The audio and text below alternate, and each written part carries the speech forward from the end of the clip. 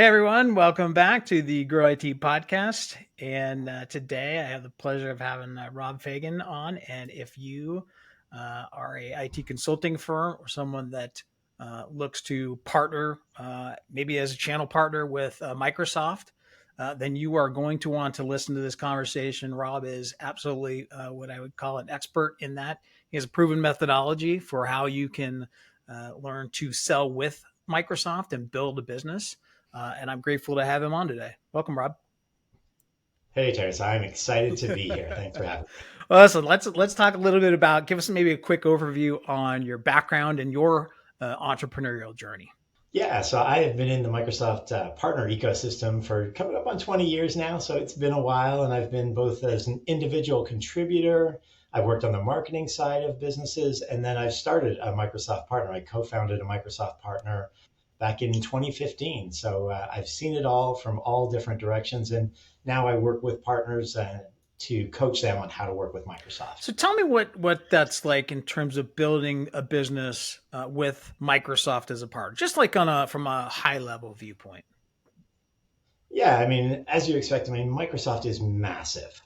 I mean, there's hundreds of thousands of employees in it. There's just all kinds of different ways to approach Microsoft and to work with Microsoft. So it can be really overwhelming if you don't understand, what you're bringing to the table as a partner and how to connect inside of Microsoft to really elevate your brand, elevate your position within Microsoft. And at the end of the day, everybody wants leads from Microsoft. That's the holy grail of working with Microsoft is that they feel like, oh, I'll sign up as a partner and all of a sudden like leads will be raining down from heaven. And I can tell you that is not the case.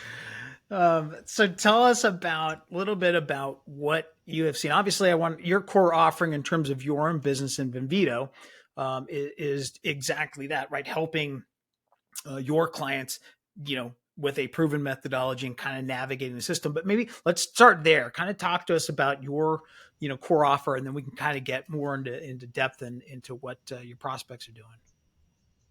Sure, sure. So, throughout the last 20 years, I've really been able to sort of operationalize working with Microsoft, and I've broken it down into four key components.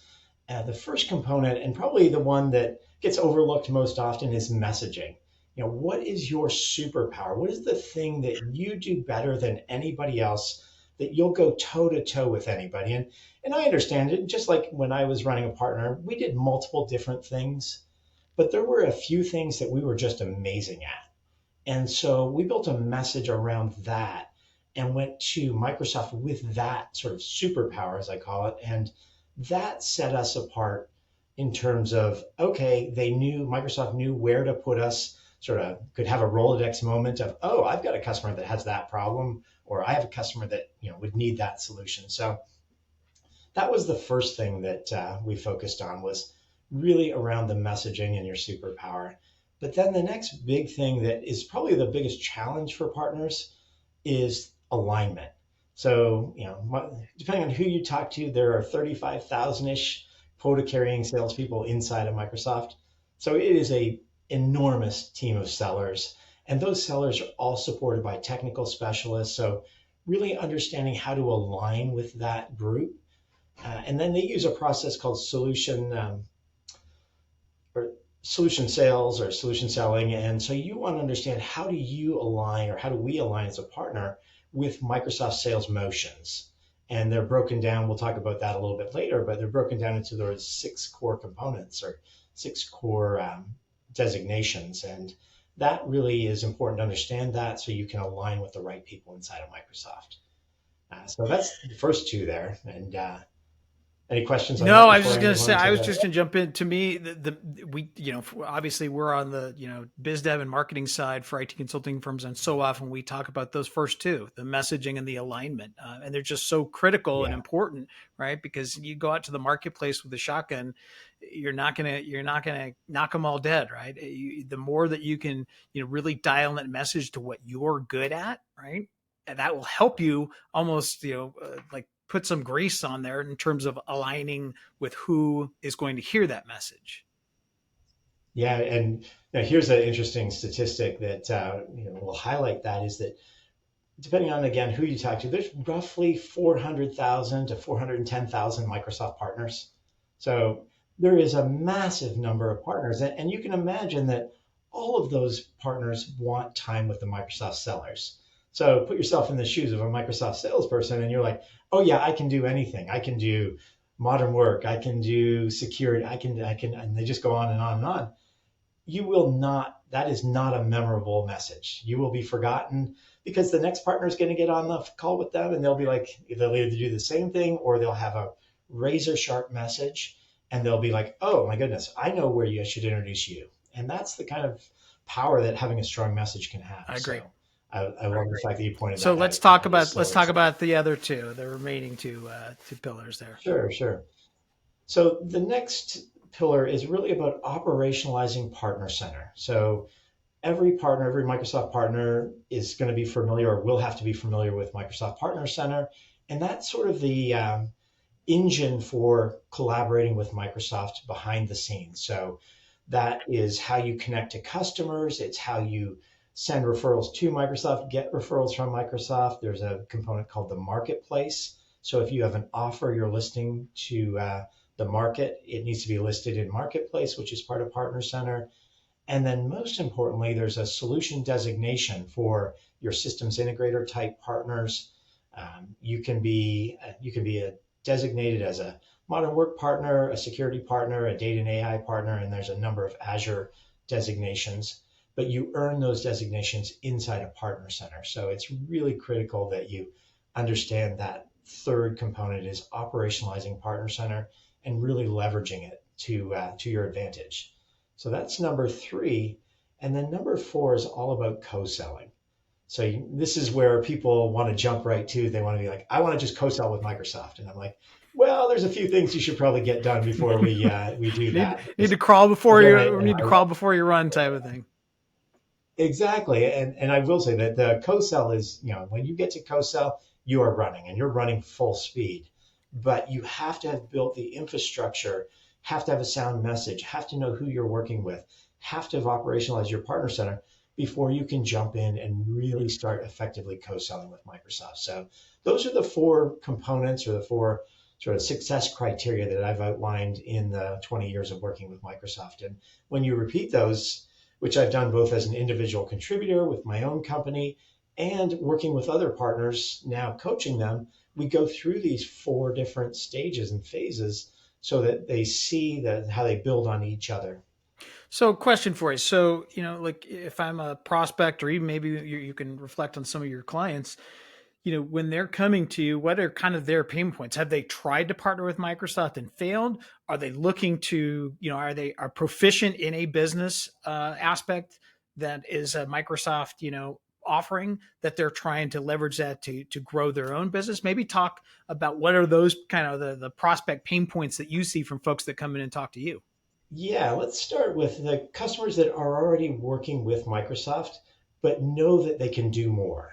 So, whether you're doing $5 or $10 million in services and a majority of that is Microsoft, you realize that, look, there's a ton of opportunity for us to grow with Microsoft. We've got other offers we can bring to the table, but they just don't know how to do it. And I tell you that almost universally I hear is I don't know who to talk to inside of Microsoft, or Microsoft never calls me back, or I don't get funding. I don't have the ability to collect funding or leverage funding from Microsoft. And then my other personal favorite is I don't have a partner development manager.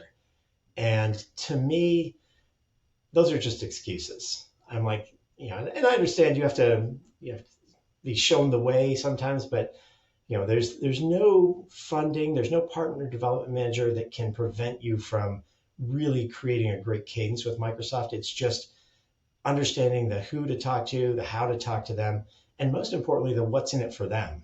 I mean, that's the thing that I think a lot of partners miss is they talk about here's how great we are, here's what we do, here's all the things I offer.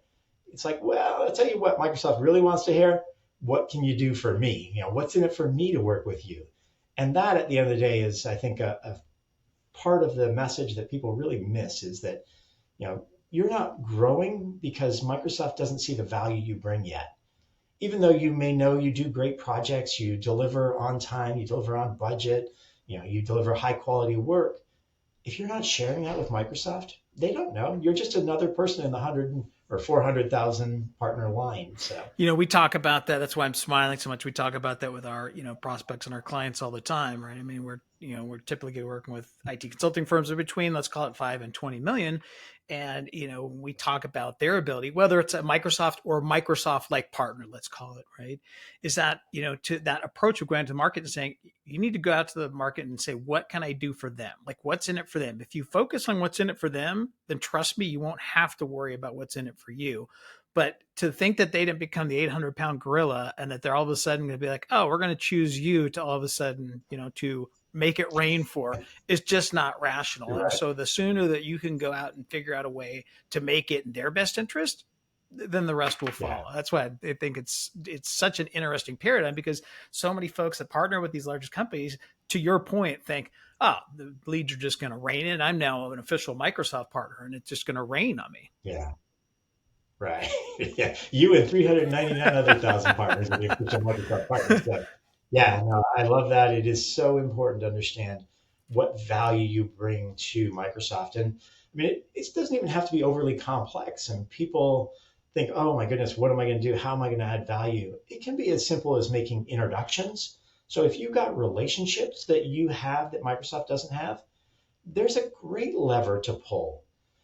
If you have an offer or an service that's relevant to Microsoft and that's something unique that they can talk to about their customers, as salespeople, just like us, they're looking for reasons to talk to their customers. So have something relevant that the Microsoft seller can bring to their customer or that you can bring to their customer.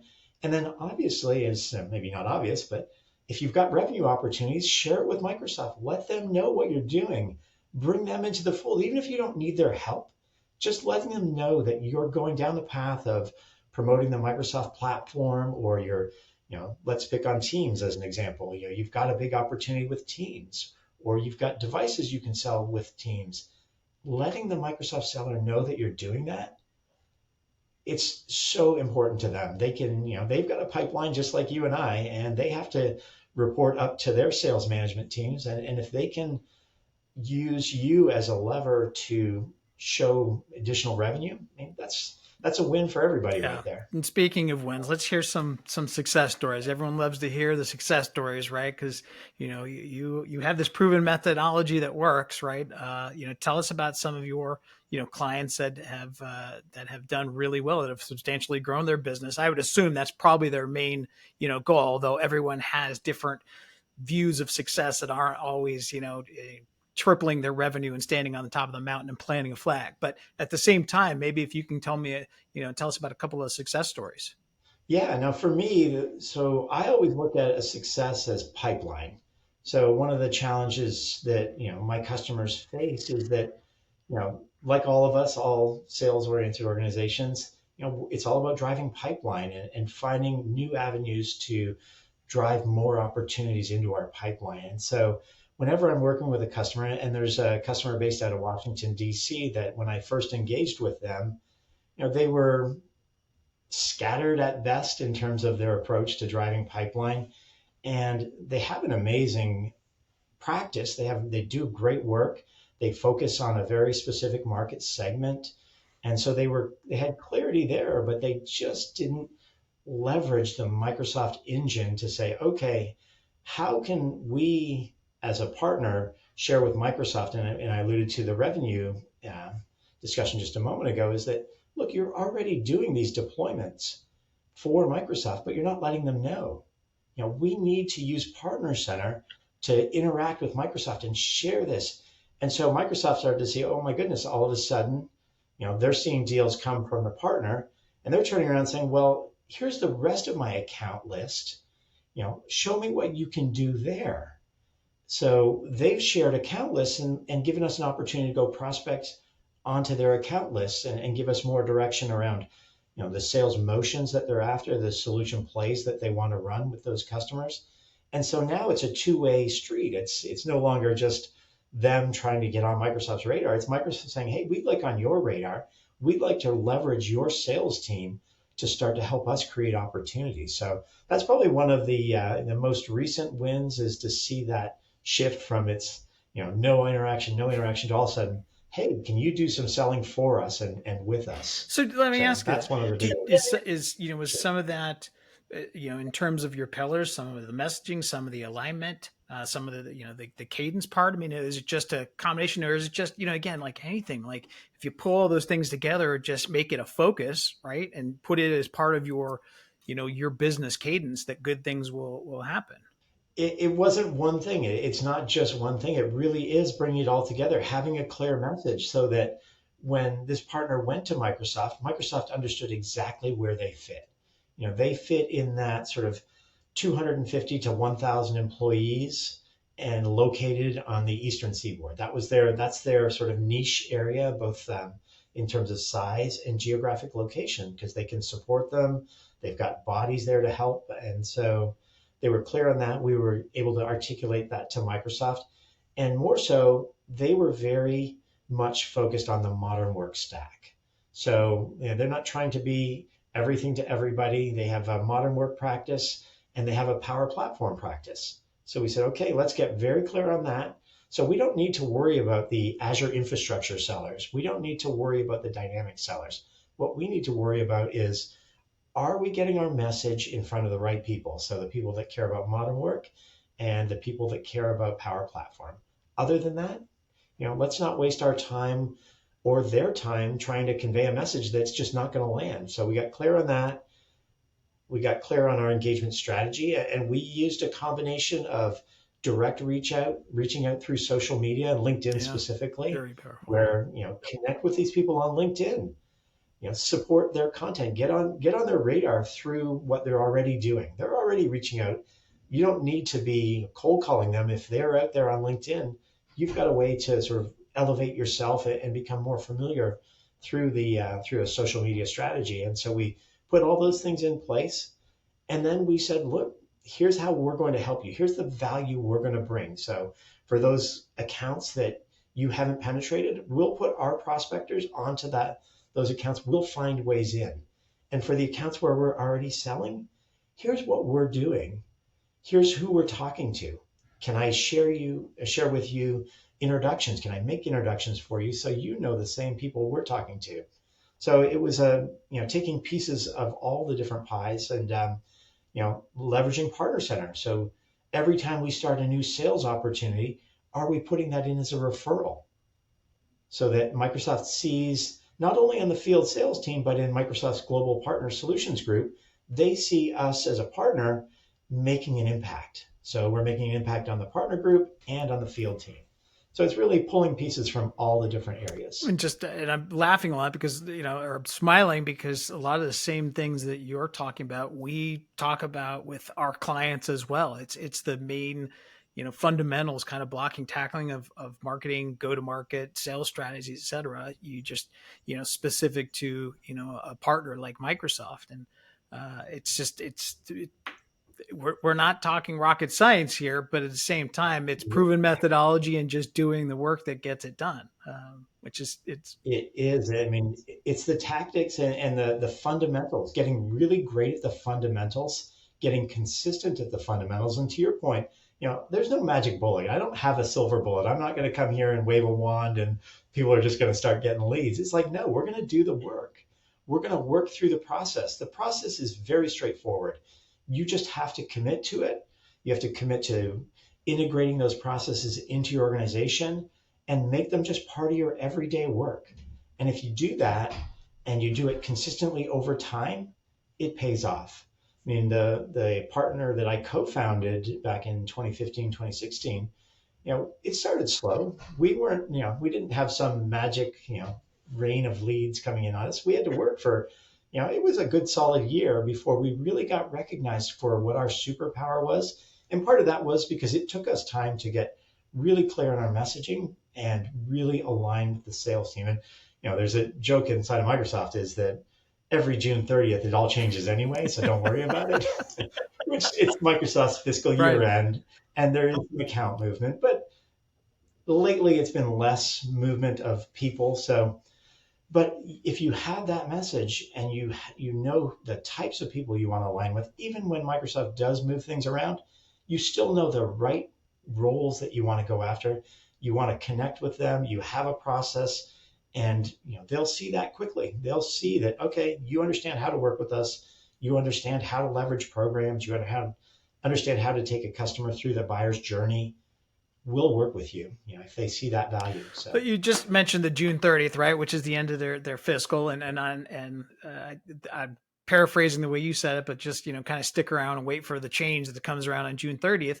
And I guess my question is obviously every company has different initiatives and focus areas each year, right? And does it help to align your model somewhat with, if you're going to be a Microsoft partner, with some of their annual initiatives? I would think that kind of that if that's where they're going to put their focus, that it would make sense for you to do the same. I would absolutely agree with that, to the point, up to the point where, as long as it's not taking you out of your superpower. So, let's use right now. I mean, it's no secret Copilot. that AI Copilot and AI is the number one topic of discussion. It's a strategic initiative inside of Microsoft. And the beauty of Copilot, as an example, is no matter what type of partner you are today, you don't have to be just a data and AI partner to play this game.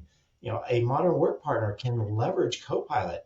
So you need to be able to have the discussions around that topic of interest or the strategic topic for Microsoft. I absolutely agree with that.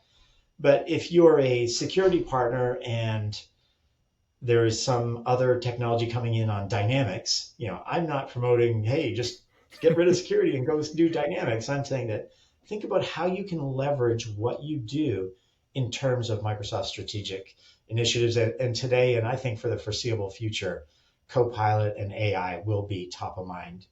And that touches all the different solution Yeah, and I designations. think we're still kind of in the wild west in terms of what that's going to look like, the impact that Copilot and AI will make. And so even just trying to find a way, to your point, to incorporate it into your offering, right? That's not, you're not jumping ship to say, great, now we're going to go out and sell Copilot, but it's trying to find a way to incorporate Copilot into your already special area of expertise, to try and get those conversations going. Because at least from the conversations I've had, and I would love to get your insight, no one really knows where it's going to go. It's obviously going to be extremely powerful in terms of our business processes, but no one really knows the impact yet. And I'd be curious as to what you're seeing. It's kind of one of the biggest trends, right? I usually talk to people, hey, what are the trends coming in IT? It's like I've stopped asking that anymore. I just ask people, what impact do you think AI and in this case Copilot are going to Yeah, make? But yeah. I absolutely agree with you. I think that one, if you're not having a co-pilot discussion or an AI discussion with your customers, one, you're going to be irrelevant to your customer. But two, and in my case specifically, you'll be irrelevant to Microsoft. They need partners to be having these co-pilot discussions and these AI discussions across the entire platform, not just for one part of the platform. You need to be having it across the entire platform. So if you're a modern work seller or you're a modern work partner or you focus on teams, be able to have a deep and rich discussion around Copilot in Microsoft Teams, in the modern work stack. And I think that's critical and goes back to what I said earlier about being able to bring relevant discussions to the table. If you can't have a relevant discussion, and make no mistake, Copilot is very relevant today, and it also attaches to license sales. So very clearly there's a value add for Microsoft there. So at the very least, right? I mean, at least with the folks that I talk with, it's always about looking for additional ways to get in conversations, and clearly that is, that's the best path today. And it doesn't mean you have to be an expert, and I don't think anybody is. I think that's why I call it the Wild Wild West, is because no one knows where yeah. it's going to go. But at least to use that as as an entry point to have and start those conversations, like you said, if you don't, your competitor is going to, and you will quickly be irrelevant. Right. And it's, you talk about we don't know where it's going yet. But what we do know now is that to get ready for Copilot, there's a set of things that every customer should be thinking about in terms of just their readiness for Copilot. And so having a discussion around, are you ready for Copilot? What does being ready mean? Are you talking about the security implications? Are you talking about where data lives and how it's structured, all those different conversations that you can be having today, regardless of where it's going to be a year from now. We know today that there are some things that if you do now and you start thinking about now as a partner and for your customers, that there's a lot of value in those Yeah. discussions. Well, speaking of value, what do you consider to be your greatest value proposition in terms of when you're having conversations with prospective clients? And again, there's no magic bullet. You're not going to walk them Yeah. into the door of the VP of sales and marketing there and have them start writing down leads. But what is your value proposition? How do you convey that to your potential clients? Yeah, no, it's a great question. And it's, one of the challenges I'm faced with is that Microsoft is so big and people are like, I don't even know where to start.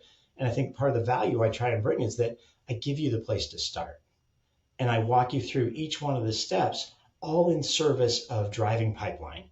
Because at the end of the day, my goal is to help you drive more pipeline. And I do that through those four proven steps and the four sort of phases that we walk through, going through each one of those in depth so that it makes sense and it's custom to you as a partner. And at the end of the day, once the sales team is utilizing those processes, they're creating those relationships. That's where the pipeline comes from. It's through the relationships that they build with the individuals inside of Microsoft. And it's giving them the process to Yeah. follow is really where the value comes from. What do you see as some of the growth challenges that some of your clients probably experience once they figure out the formula, once they've figured out their cadence, their business cadence of how to be a true Microsoft partner? What are some of the other challenges that they see in their business? Yeah, it's a great question, and I think that you'll see lots of different challenges depending on the partner. It can be challenges faced in marketing and nurturing relationships. There can be challenges in terms of just straight up growth challenges. Finding the right people to, as you scale, fill the sales team, fill the operations team, fill the support team. So there can be all the traditional challenges of growing a business, but it all is centered around what I like to say is pipeline saves lives. So if you've got pipeline and the pipeline is converting, then all those challenges can be dealt with. It's really just finding a way to consistently build pipeline is my number one mission with any I think partner I'm I going to work with. steal that from you. Again, we have, very, clients in similar space and, we help them build what we call client acquisition systems, but it is essentially that. It's essentially helping them to build a consistent pipeline of prospects that are coming in so they don't have to worry about where's my cash flow going to go? How do I maintain a consistent growth to my business? And driving pipeline is absolutely critical. To A, to any business that wants to grow, but B, like I said, just from managing a cash flow standpoint. And I think I might steal that from you. I like that. Yeah, no, absolutely. I think a lot of partners I talk to focus on revenue, and don't get me wrong, revenue is king, but it's pipeline always precedes revenue. And if you don't have a good system in place to build pipeline, then to your point, your cash flow is all over the place, revenue's unpredictable. And so for me, it's all about creating another avenue to generate pipeline consistently. And for me, that's Yeah. Microsoft, and working with the Microsoft team. But that's not the only way. There's lots of great ways, and like the business you run in terms of generating pipeline, I think good partners are looking at all the different avenues to drive pipeline, and that's as I said, pipeline Yeah, I saves love it. lives. I'm So going to steal it. I guess if I told you, then I guess that means I'm going to borrow it, but I'm not going to give it back. So, fair question enough. for you: like, what do you've obviously had a great career, and you've developed an area of expertise. What do you enjoy the most about what you do? That's a great question. I mean, for me, it is I love solving problems. So when I get to see like, look, the problem is we're not getting any leads. Okay, let's peel back the onion. Let's find out why. And so for me, specifically with the Microsoft ecosystem, just going through and being able to say, well, have you thought about this? And are you doing that? And that to me is just so much fun. And when you see partners start to get leads from Microsoft, you see them start to book meetings. And to me, that's just super exciting. I love the feeling of it. I mean, I've a lifetime salesperson, so that winning to me is I, That it's is when very you can. similar. It's so funny. It's the exact same thing that I would probably respond same thing. And I love the problem solving side of it. And to me, I always approach marketing from the viewpoint of a salesperson, and that is, how can we help to set those meetings, to initiate those conversations. That's where it all starts, right? You can't fill a pipe, you can't drive a pipeline unless you start having conversations. The Right. problem solving part is the best part. I don't think I'll ever get tired of that. And the nice part about it is that, especially businesses that are growing, there's always a problem to be fixed. There's always the next constraint. Yeah, yeah, and I see that even with the partners that we've gone through the process, and I've re-engaged with them to start to peel back the onion on the business systems behind that to say, okay, we've got this Microsoft engine working. How else can we be more efficient? And so that's the fun part of what I do is that I touch so many different parts of the business, or working with Microsoft touches so many different parts of your business that it's really it's a treat to get to do You this. mentioned just now that the process. Can you kind of walk us through the process a new client takes in working with you in Venvito? Yeah, so almost 100% of the time I start with messaging because I want to hear from you as a partner. What do you believe your superpower is? Where do you think you differentiate yourself in the market? And it sounds very straightforward, but a lot of times people have a hard time articulating what makes them unique, what makes them different, what makes them special. And if you can't do that right out of the gate, and you can't articulate to me quickly what that is for you, then I challenge partners to say, if you can't convince me, then how are you going to convince Microsoft, right? And so I run a little test. I'm like, okay, if you think you've got it, give it to me. You've got 90 seconds to explain to me what your business does, what makes you unique, and why I should work with you. And it is a really, really tough challenge when you get presented with that. So that's where I start 100% of the time is in the messaging, because no matter where we go next, I need to know that you understand how to speak with Microsoft and you understand how to message to Microsoft. And people are like, well, here's what we do as for our customers. Like, no, Microsoft, you need to know that, or you need to be able to tell them that, but they really need to know what you do for them. So that's where we start. And then depending on where you are in your Microsoft journey, then it'll be either are we going to engage with the field next, or are we going to work on Partner Center next? And that'll depend on where they are in their journey and where they're trying to get to, because there are some times where it makes sense to start with Partner Center. Other times it makes sense to go directly to the field. And that's just unique to each partner themselves. And then universally, we go to 4 last, which is the co-sell. Because if we don't get 1, 2, and 3 done, There's no then use co-sell is going co-selling. to be real. Yeah, right. So yeah, there's lots of levers to pull before getting to Oh, cool. co-sell. Well, listen, I've enjoyed this conversation. Let me ask you, if a business owner, leader is watching this today, and wondering if you can help them, drive their Microsoft partnership even further to grow their firm, what would be a good next step for them to be able to reach out to you and Venvito? Yeah, I think the easiest way is just on LinkedIn. You can hit me up there and connect with me on LinkedIn. You can book some time on my calendar right through LinkedIn, and we can have a conversation. I typically like to meet with people for about 45 minutes so we can really dig into what their problems are, what their goals are, what their pains are of working with Microsoft. And sometimes the 45 minutes isn't enough to get through the pain, but There's more pain. but no, Is that yeah, when you put on your psychologist but hat? We're all of us entrepreneurs at heart need right. a psychologist in our life. Yeah, yeah, no, but LinkedIn is the best way to reach Okay, out to good. me Well, I'll there. put those links in there, and we greatly appreciate the time today. I've learned a lot about the Microsoft ecosystem and how to leverage that, and I'll look forward to having you back again sometime. I All look right, forward to it, Terrence. thanks, Thanks a Rob. lot.